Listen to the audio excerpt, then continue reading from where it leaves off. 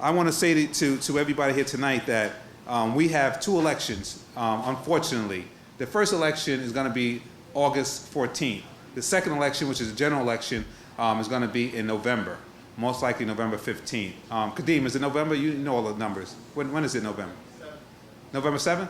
November 7th. Thank you, Brother Kadeem. So it's going to be on November 7th. The reason why we have two races this year, unfortunately, is because although I should have gotten a nomination for the probate judge, because all the mathematics say that I should have gotten the nomination, we have a thing called a convention.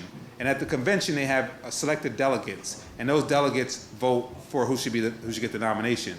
So this year, when they had the convention, a lot of things that I disagree with took place. And we had 41 delegates from Norwalk, we had a couple from Wilton, and some people didn't show up, and they gave out proxies, which means they gave votes abilities to people who then again voted for someone else other than me. That was a mistake, and I think that they will soon learn that that was a mistake. But I have to tell you this. I am here to tell you that the true convention, the true nomination is going to take place on August 14th. That's when you, the people, get your voice back. And that's when you have an opportunity to go out to the polls and nominate your candidate. And I'm here to tell you that your candidate is Darnell Crosland next to the Thurgood Marshall sign here on the sign.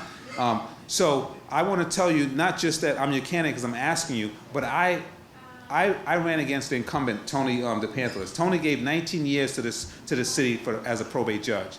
And it's very hard to even come close to an incumbent, a person who's sitting on the bench. And when I started to run, people thought it wasn't going to happen.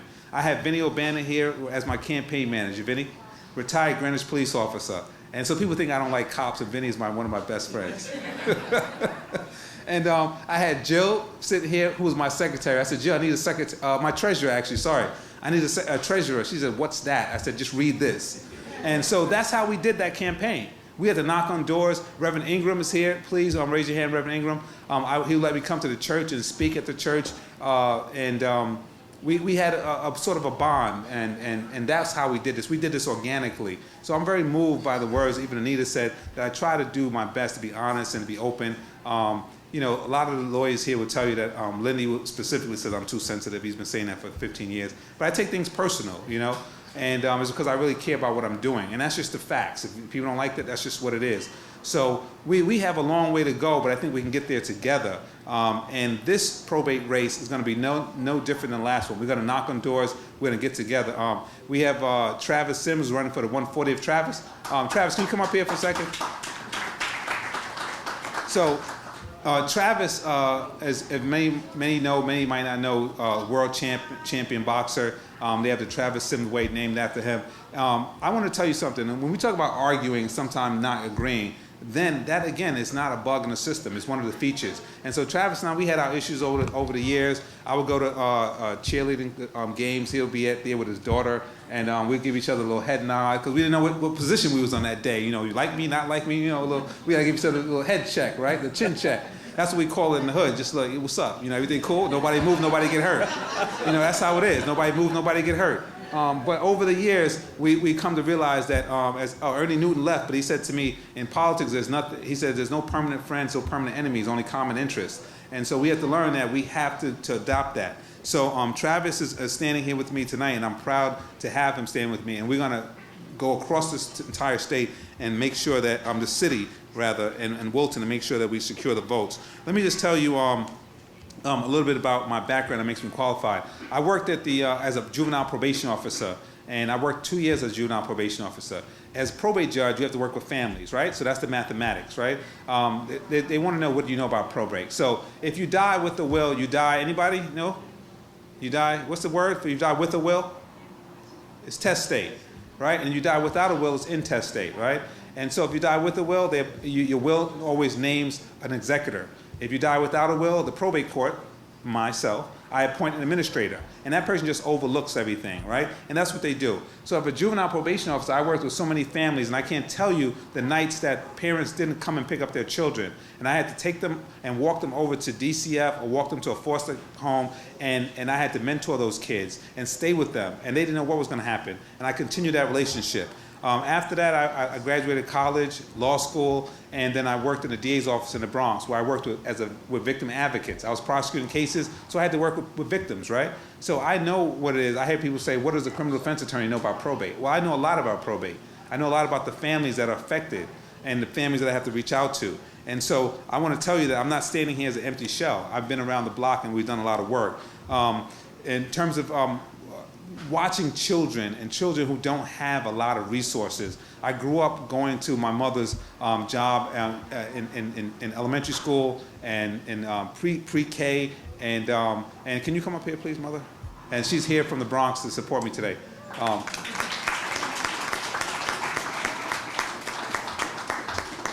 So she would always teach me along the way that as my nephew, I guess he's learning that too, that you have to be a conformist, nonconformist. You have to understand how to get along, how to move the ball. But as my nephew said, that you can't take no for an answer. You got to stay on your principles, and that's what we learned. And my mother taught me that. So I would go to her job and sit down and watch the teachers, the parents, and she would always tell me things, and I would learn from that. So my learning is, excuse me? Oh, my learning comes on the job. My learning comes from the home. We grew up in the Bronx, Arthur Avenue, if anybody know Arthur Avenue. That was the street that I grew up on. And so I learned a lot from that about to be persistent. And so I want to just have you understand that I'm not asking you to do me a favor. Don't do me any favors. And if I sound unhumble by saying do yourself a favor, DJ Khaled said that. Do yourself a favor. Do yourself a big favor. Elect Darnell Crosland for your next probate judge, right? And I want to tell you, when Ernie said that I may be the first African-American probate judge in the state, that's a little incorrect. I think we have our first one now, Cliff, who's up in New Haven, who speaks to me all the time on the phone. He was just elected as probate judge, African-American male. In terms of trailblazing, I was in Atlanta working with my nephew who was working on the Stacey Abrams campaign, and she's likely to be the first African-American female governor in the United States because she just got the nomination. And I tell you, when I was down there for that race, boy, them Georgians, they really race, and the sweet tea is real good. So we need to get some of that sweet tea. So I want to just close by saying that when we go forward from here on out, I want you to be with me every step of the way. And if I'm not on the right path, you tell me that. And I'll shape up real fast. But I've been working hard in and out the courts. 7 years on the homeless shelters board here in Connecticut. I was on the methadone clinics board until I aged out, and of course I was the president for the NAACP. So I'm really getting it in, and so I want to stay on track. So I want Travis to say some words to you, and then my mother to say something to you, Travis. Good evening, everyone. As Darnell stated, my name is Travis Sims. Yes, I'm a two-time world champion boxer, and I have street named after me, etc. But this night isn't about me. This night is about Darnell Crosland, our next probate judge. I was gonna call him judge, just judge. Darnell, since he came to Norwalk, he has shown true resolve and leadership and compassion for the people. And even though we did not see eye to eye on a lot of issues and a lot of fronts, I always had respect for Darnell. Darnell has always led with a lot of integrity. And I'd never seen Darnell say anything bad about an individual. And even when he and I weren't speaking, and he heard through the grapevines that something was said, Darnell did what a man does. He called me, and we talked about it and had a discussion. Amen. And we ironed it out, and here we are. And I think Darnell will be a great probate judge because he's fair and he's impartial, and he will do what's right for the people of Norwalk and the people of Wilton. So I encourage each and every one of you that's here tonight, go out and tell 20, 30 people that this is our next probate judge. Let's support him, and let's make Norwalk the best city in the state. Thank you.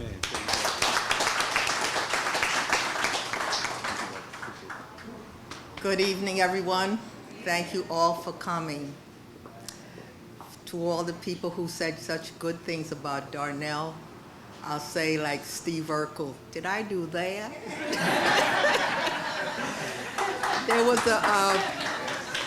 there was a few telltale signs when he was growing up that he may become an attorney.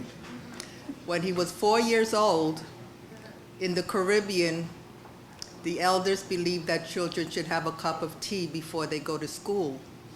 So I was getting him dressed, and my father said, "Drink this tea." He said, "No, I don't want any tea." My father said, "Boy, drink your tea." He said, "Damn you, Papa, I don't want any tea." So my father said, "No, you're drinking this tea." So he ran under the table, he ran through the house, and he ran outside. "Damn you, Papa, I'm not drinking any tea." And I had to go out after him, and he cut himself on the fence, and instead of going to the preschool, we went to the emergency room where he got a butterfly stitch right over his eye. Fast forward a few years later, him and his brother would always, how you call it, roughhouse. So, oh, they're always roughhousing. So he hit his brother on his leg around here. I said, "Donnie, why did you hit him on his leg?" He said, "I didn't hit him on his leg." I said, "Yes, I saw you hit him on his leg." He said, "I didn't hit him on his leg." And I'm getting upset because I saw him. I said, "Well, what did you do?" He said, "I hit him on his thigh." And a few years later, like in 7th grade, I worked with preschoolers most of my career, so when I came home, I didn't want to hear nothing from nobody. And he would always have to tell me about his day, and I'll be cooking and washing the dishes, and he's telling me what happened in school. And he says to me, "Mom," I said, "Yeah." He says, "You cannot wash those dishes and listen to me at the same time." And so those were the telltale signs that he would become a lawyer later on in life. But I thank everyone for all the good things they said about him.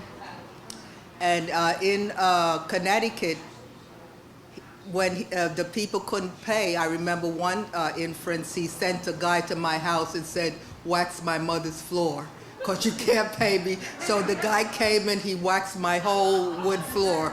So he does things even when people can't afford it. He's that type of person. And so I congratulate him. I love him. I love all of you for supporting him. And let's see how this goes. I always tell him when he was in college, go to sleep with the stars and rise with the sun. Thank you.